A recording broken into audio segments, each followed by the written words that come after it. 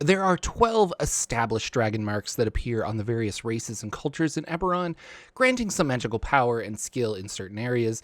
There is another dragon mark that can appear on any race, regardless of bloodline, and they are known as Aberrant Dragonmarks. It represents raw, chaotic magic. No two marks are the same visually, and they all vary with magical abilities.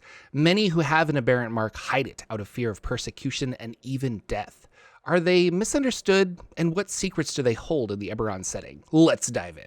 Hello everybody, Jordan here. The PH is silent. Dragon marks can appear on the bodies of certain races in a range of 4 increasing sizes, with increasing power corresponding to the larger the mark. The true marks are blue and have a soft curvature to them, whereas aberrant marks are jagged and red. Aberrant marks are not as understood as true dragon marks, but they do seem to follow the overall idea of dragon marks within Eberron. Now, from a lore perspective, perhaps, aberrant dragon marks are the anti-dragon mark. So if true dragon marks are order, then aberrant dragon marks are chaos. If true dragon marks are a blessing from Sybaris, then aberrant dragon marks are a curse of Kyber.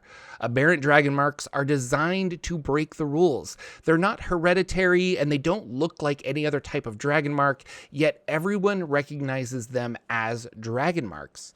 Oddly enough, if 2 dragon-marked individuals with different true marks have a child together, there is a very high chance that that child will have an aberrant mark.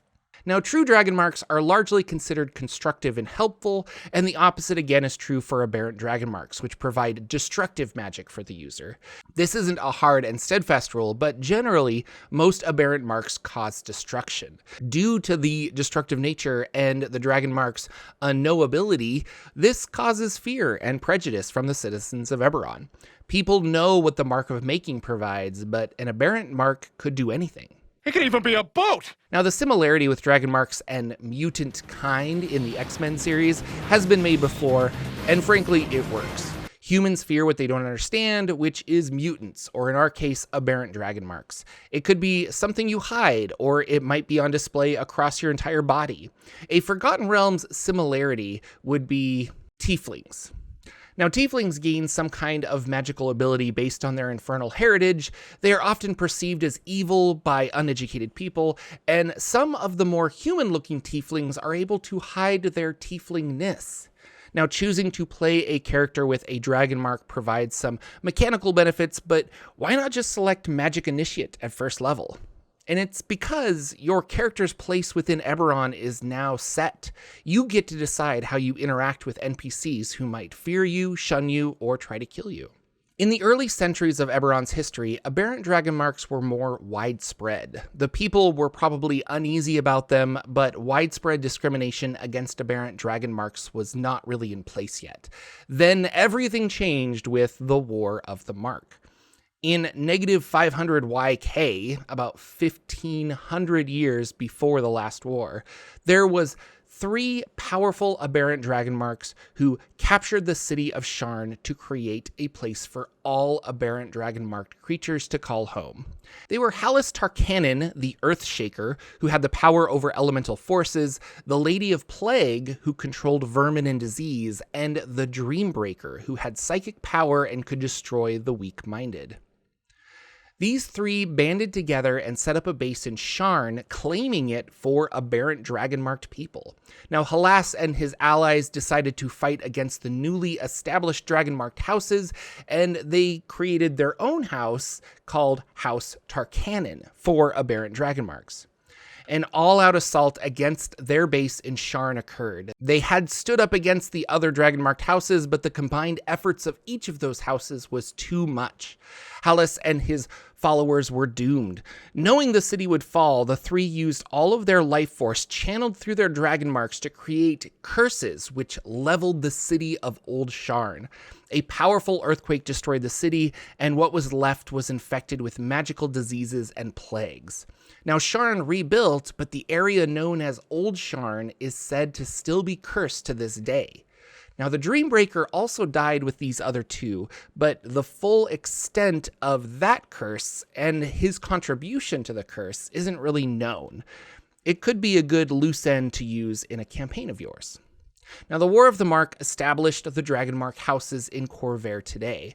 After the fall of Halis Tarkanan, many aberrant Dragonmarked individuals were hunted down and killed, leaving those who manifest an aberrant Dragonmark to hide them in fear.